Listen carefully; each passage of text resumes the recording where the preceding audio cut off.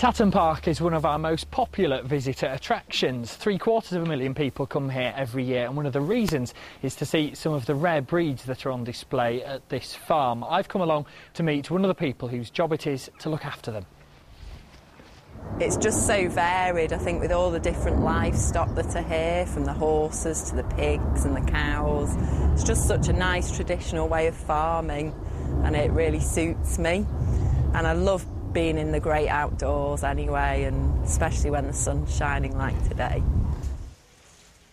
Let's take a look at these then. So tell us about the pigs that we've got in here.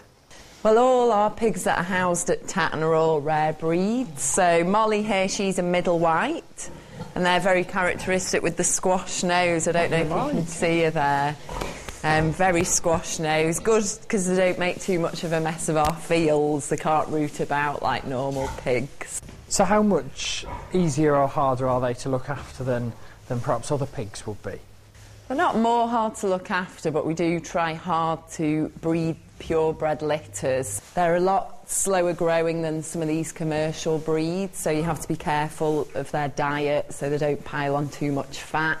They can get very overweight. Making sure you don't get pig obesity. Well, exactly, yeah, they are in danger of that, definitely. Well, let's take a look at some of the other ones. Sky looks to be having a good old nibble in the straw here. What do they get fed on?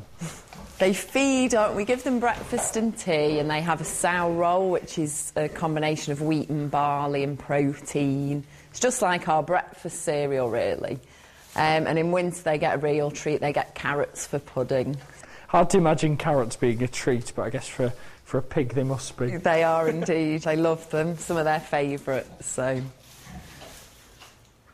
Now this is Tallulah, who's a Tamworth pig, like quite a few of the pigs here, and it was the work with the Tamworths in particular that was studied for the farm's accreditation for their work with rare breeds.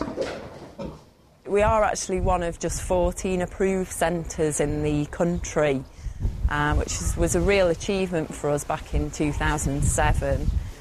We have to breed so many animals per year to be that approved centre. Which is challenging, but also adds to the excitement of the job, really, and it's a real worthwhile cause. These are all ex-dairy goats. If we weren't going to have them, they'd be dead. We'd just shoot them at birth, you see, so... It's horrible, and farming's cutthroat, it really is. Well, there's nothing these goats like more than a fresh branch to be nibbling on. Apparently they had one last night, managed to strip it in one evening, and I don't think it's going to take them long to get through this one either. Oh, here you go. Tuck in.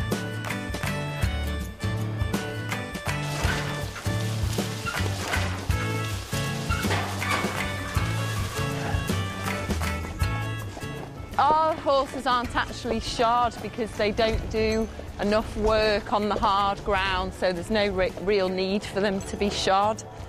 But it is important to have their hooves trimmed just like we trim our nails.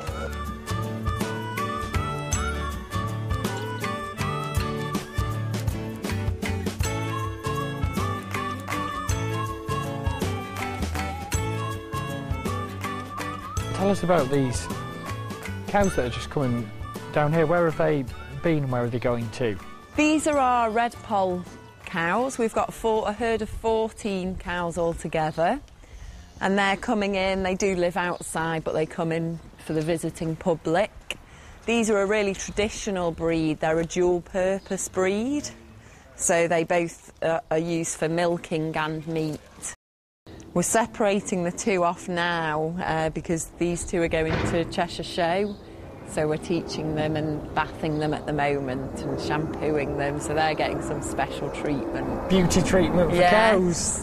That's great. Yeah, the cow spa.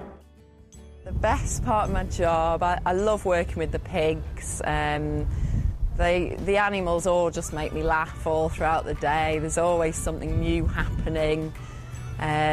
And they're all such big characters, the animals, and also, obviously, it's like one big family here at Tatton. Great place to work and a beautiful park as well.